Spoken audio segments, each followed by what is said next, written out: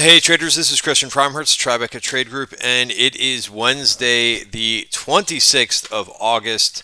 And wow, what a day! Wow, what a week! I mean, this has been pretty amazing, right? So we'll go over today's performance just really quick on here on the top line. Let me zoom in a little bit. I've heard some people say that they can't read the numbers here. But just so that you can see what the numbers here on the top of my spreadsheet are, SPY finished up 1% for the day. The Qs were blistering hot today, finished up 2.1%. Small caps did not participate. I could throw them in red here a little bit.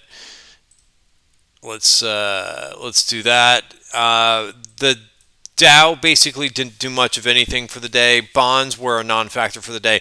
Gold and silver, pretty interesting moves for the day. Up 3% and up 1.2% for gold, up 3.3% for silver. We'll look at those charts in a second, kind of interesting. And then the other thing that's very odd, I put this in red, but maybe this goes in, I don't know, gray or something for the day. The VIX up today, as well as the VXN, the VIX for the Qs today, which is generally not something that I want to see. It's kind of a divergence, right? We'll talk a little bit about that. So I don't know if that's a little bit of something, some type of sign to come for the for the future. Maybe a little bit of a warning signal when you see the VIX go up along with the SPY. That's generally not the case, but let's just examine this just for a second. Then I'll talk about what happened with today's software names and just the performance for the week. But normally, so just the VIX gets labeled incorrectly as the fear index. You have to go back to what the VIX measures, right? It measures short-term volatility. It measures how much, how big the move that options are pricing in, short-term options are pricing in terms of implied volatility, right? When that number increases, right? When you think about how price action usually works, right? It's the stairs up, and then it's usually like the elevator down, right? When there's corrections and when there's pullbacks, the price action goes much faster to the downside, right? So that's why you'll often see the VIX jump when the market sells off because it's happening faster than usual. However, it's not always that way. The VIX can actually move up too if you're taking the elevator up, which is kind of what we did today, right? So again, you just kind of have to think. Sometimes there's so many things that are on the internet or on Twitter or in financial media that are incorrect. The VIX is not necessarily the fear index or the fear gauge or whatever people refer to it. It's just doing one particular thing. It's measuring that short-term volatility, right? Or implied volatility in short-term options. That's a better way to say it. So when the Qs move up like this, 2%, they're moving awfully fast, right? So that is actually, a bigger move than we normally see to the upside.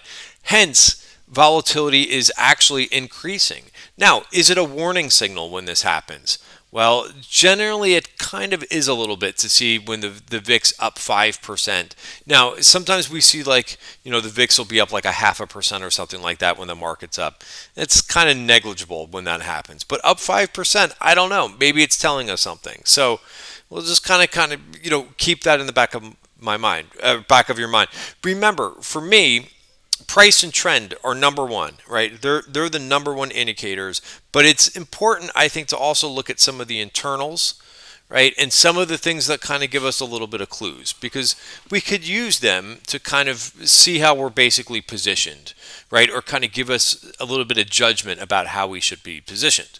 More warning signs, even things are trending up higher, the more that I want to take off a little bit more trades. That's kind of how I view it, right? I always kind of try to define how I use these things in case you've never heard of anybody using these types of things. But again, for me, as I talk about in every weekend member video, price and trend are number one. And I'll explain that in just a second. Then number two is I do like to look at the internals to kind of gauge, how I'm going to be taking risk, how much risk I'm going to be taking, right? So that's kind of how my system works. Let's talk about the some of the movers today. So interesting, I always have this sorted because I think it's very interesting to see performance from open to close rather than just the overall day change, right? You could see that's the most important thing is the day change, but it's kind of interesting to see what rallies. So interesting, these gold miners really took off today, finished up 2.5%. They started in the red and they rallied. So I don't know if that has to do with expectations for what Mr. Powell is going to say tomorrow. Remember, he has a speech tomorrow. So maybe that's also why the market is pricing in a little bit more volatility because we have that speech tomorrow, and I think a lot of people are possibly looking for some type of change in pace for the overall market at this point, right? We've had such a rally, and I'll talk about that rally in just a second, but we don't know what Powell's is going to talk about tomorrow. They think he's going to talk about inflation, so we don't know if he's going to spook the market a little bit. I would say at this point, right, I like to define things in terms of risk to reward. I think the market has gone up significantly. So yeah, if he could say something that spooks the market, right? We saw even last week we had the Fed minutes, right? Not FOMC, but just the Fed minutes, what they talked about in the last meeting, and the markets got a little bit spooked on basically nothing. Why did they get spooked on those Fed minutes? Because at that point last week, the market was basically priced to perfection, right? When you've got so much good news and so many things working well to the upside, a sneeze, right, will cause the market to kind of come in a little bit. I kind of think that's where we are right now. Now, could it be another? Now remember, so was this like a heavy pullback last week? No, it was a buyable dip. So now who knows what happens for tomorrow? I'm not a predictor. You know that if you've been watching my videos for a while, right? We kind of came into support. Are we extended here? Yeah, certainly we're extended, right? So you just kind of have to take that and realize that what I have been saying through the month of August and so forth is that try to sell into the rips a little bit and buy the dips. Now, it's been straight up basically since this little FOMC dip, right? We had the one little move back. I think that was on Friday, and then since Friday afternoon, this market has been on a 45-degree tilt higher. So very, very impressive. So I wanted to talk a little bit. So I think logically, in days like this, I try to be a net seller. I've been that way basically for the last few days, right? I've been selling, taking some things off. Some things I've probably taken off a little bit too early, but that's where you have to also have a little bit of a comfort level too, right? I don't want to be full maxed out here, pushing basically with the market doing this in August. And I'm okay giving up a couple trades that I take off if they end up going higher. So be it. I have to be at a comfort level where I can stay in this market. And while I'm looking for new opportunities for the trading room, I can kind of balance out that risk a little bit. So it's important, right, to basically stay grounded.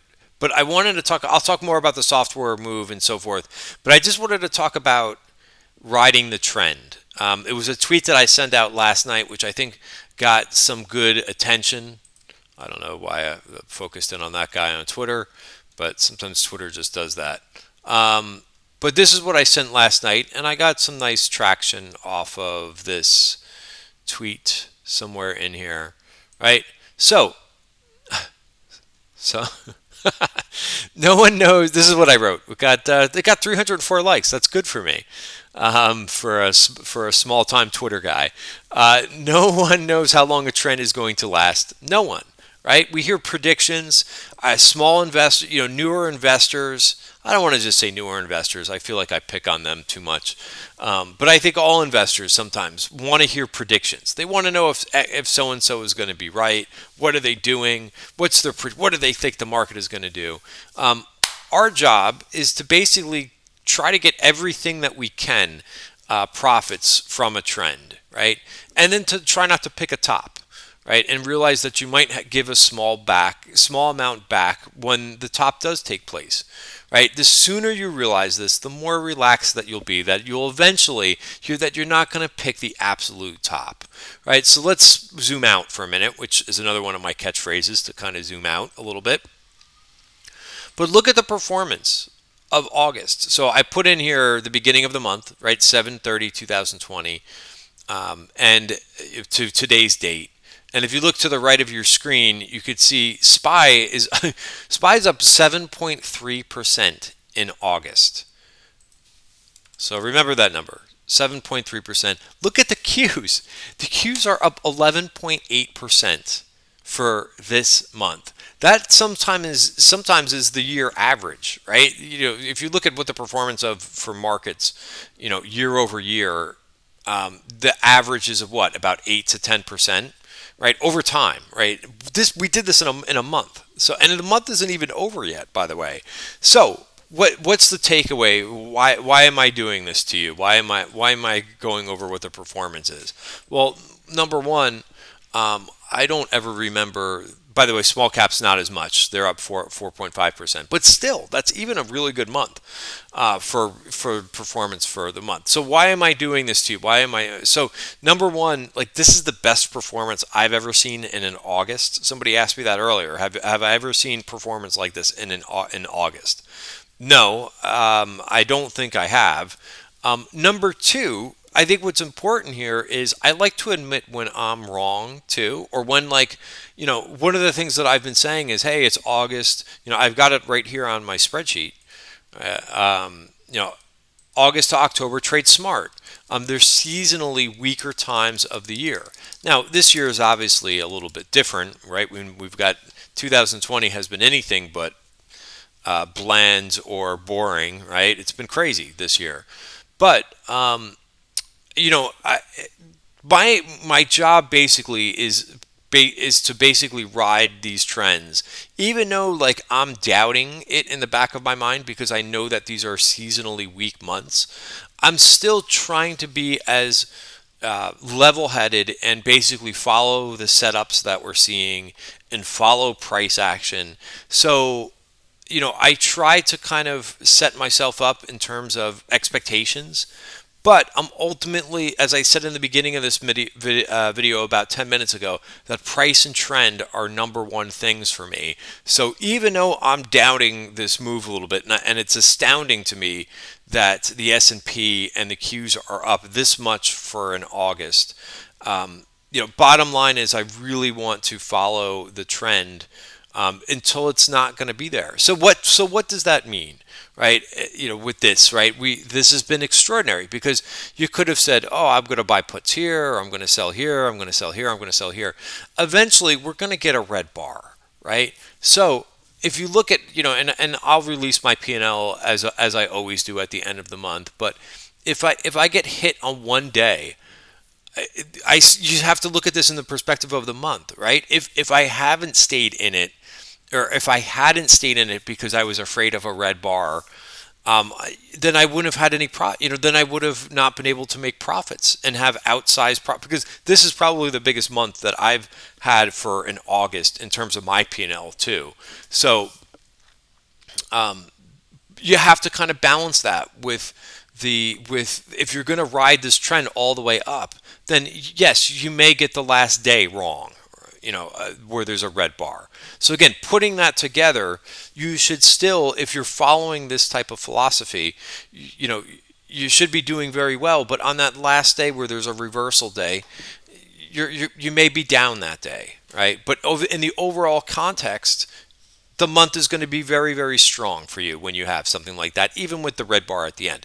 As long as you're managing yourself appropriately and taking profits and rolling out trades, right? I won't talk about that again because you could go through a couple videos this week where I've talked about, if you're trading options, taking the profits from an option trade and taking them off the table, but then rolling into a smaller trade a little bit further out. So when trades like this happen in Facebook, right? People were asking me the other day, where do I sell Facebook? Where's the resistance? Well, this is the point that I was trying to make, is that once things break out, they can get a lot of fun, right? You don't want to shoot yourself in the foot by pre-planning an exit and you miss this whole thing. Look at what BABA has been doing, right? People ask me on the first day of this breakout, well, where's the resistance? Well, I got to take the trade off. Like, if you're managing this appropriately, right? So if you're originally in September ops, I said I wasn't going to talk about this, but it's important. If you're originally in September options, take the September trade off and roll it out to October in a higher strike, right? And if this continues to ramp like this, you can make a lot of money. That's what option trading is about, in my opinion. All right. So some of the trades I've been doing this with Microsoft, right? Microsoft was a trade I just put on yesterday, and I rolled this out from the October 2225 calls. And I took this thing, I just put this trade on for yesterday. In at 590, out at 9. And what do? I roll it out to the October 230 calls, right? So I don't just say, oh, geez, I made some nice money. I stay in the trade, right? I stay in it for as long as it wants to go, or at least try to, right? I have to manage my emotions. But this is just basically, one day, this is the first day. I would call this kind of the start of the breakout. And this is this. So what if it does, what if it does a BABA move? Or what if it does the Facebook move? Now, I don't know what's going to happen, but I'm going to certainly have some skin in the game, right? So then I even took a target here at the end of the day, right? But I still have some on in case it gets really stupid in Microsoft. Stupid meaning fun to the upside. And I'll tell you, that's basically, how you do it. And again, if I'm going to lose a little bit on this last trade, which is the October 230 calls, well, again, it's not like I'm not taking profits, right? So I'm taking targets along the way, right? And again, that means if I'm taking, the negative side of that is if I'm taking targets, then I don't have the full trade size ahead. But at least I'm still following that trend up and higher. All right, so that's that. And some trades I absolutely cut short. Right, look at this thing. I got out of this. I put this LI trade on, and look at. I took this thing off right at the wrong time. Right, so everybody's human.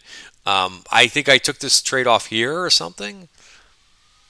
I don't know. I wasn't really paying attention because it wasn't a huge trade for me. It was just something I wanted to participate in.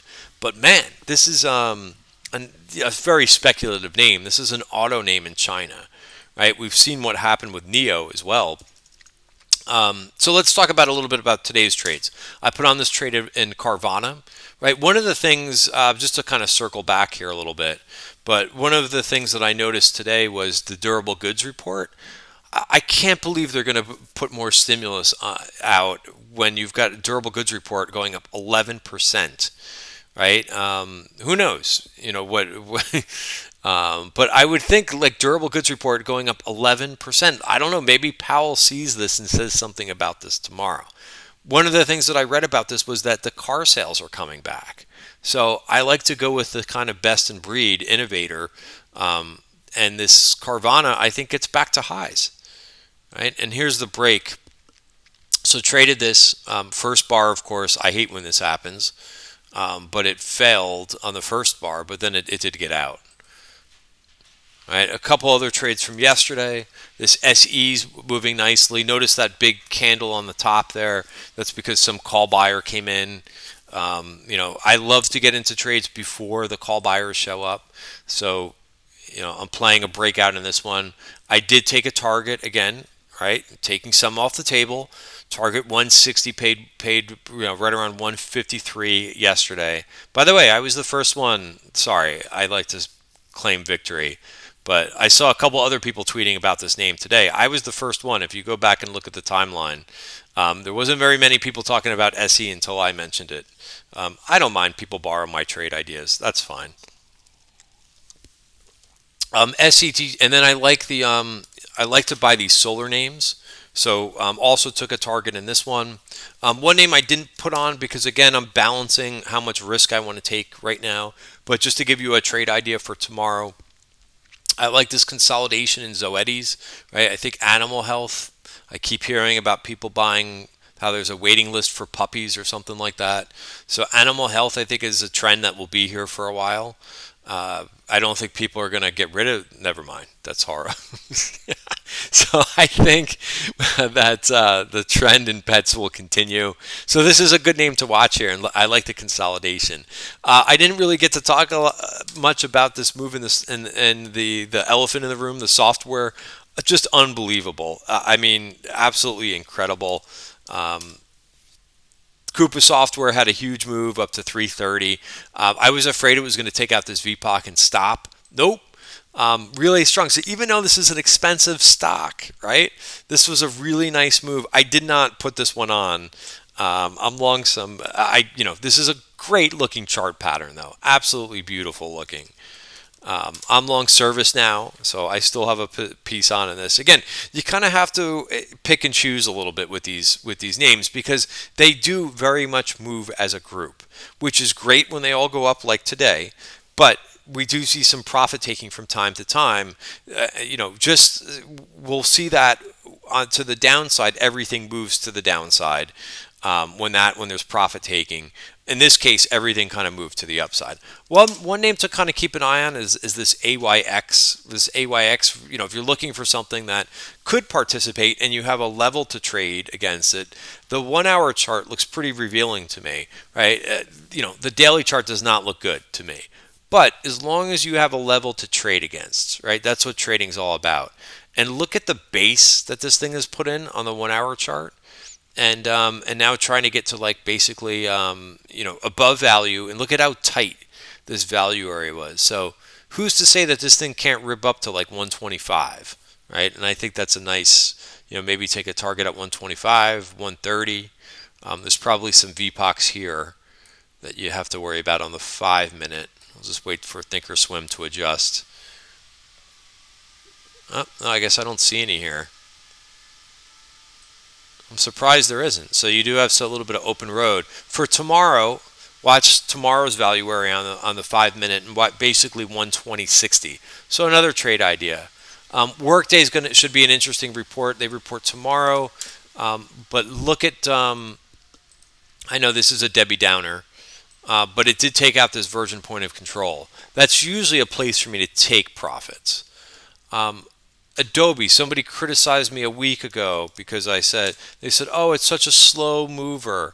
Adobe, it's up 44 points today. Really nice breakout in Adobe. I only own this one in like my IRA, so I don't have like a swing trade on or anything in that one. Again, I try to give you complete transparency. One other thing to mention here is look at how well our watch list is doing for the week, right? We talked about this. Again, I try to do the setups and the homework for you on the weekend. This portfolio is now up 3.5%. I am buying this, as I talked about in yesterday's video. So I got like a couple different trades on, right? I got my short-term, my trading account. I've got a new account in M1 Finance where I'm buying this watch list on Monday's open, and this is equally weighted in here in FinViz. But look at the performance, and Facebook was one of my picks, so really nice. NTS was another one. Look at Baba's up 10% in a week, unreal. So we got him in the M1 Finance account. Where it lets you basically buy a basket on the open. So really pleased with this one. So that's it. I mentioned gold and silver stocks. We look at all these in the pre-market session that we do every day for members at 9:05 in the morning. And I said, hey, well, let's watch to see what gold here does on the top of value. Notice how well the market webs are saying that there's good support here. Amazing how well this system works. Now, I didn't really want to go after this until the price gets back above the short-term moving averages, but you could see it looks pretty interesting. And silver is actually looking better. Silver held this 20-day moving average and bounced. So yeah, maybe there's some trades to do, within gold and silver miners. I didn't put on anything in this space. Powell is probably going to dictate a little bit of that. But KL kind of looks interesting to me. And then a couple of the silver miners. PAAS is in value. And I think I like this WPM right now the best. I've traded the PAAS before. but I like this wheat and precious metals. So again, trying to give you a couple trade ideas in this video for tomorrow. Thanks for watching, everybody, and have a great day tomorrow. Again, Powell speaks before the market open tomorrow. Good luck, and I'll see you in the trading room tomorrow.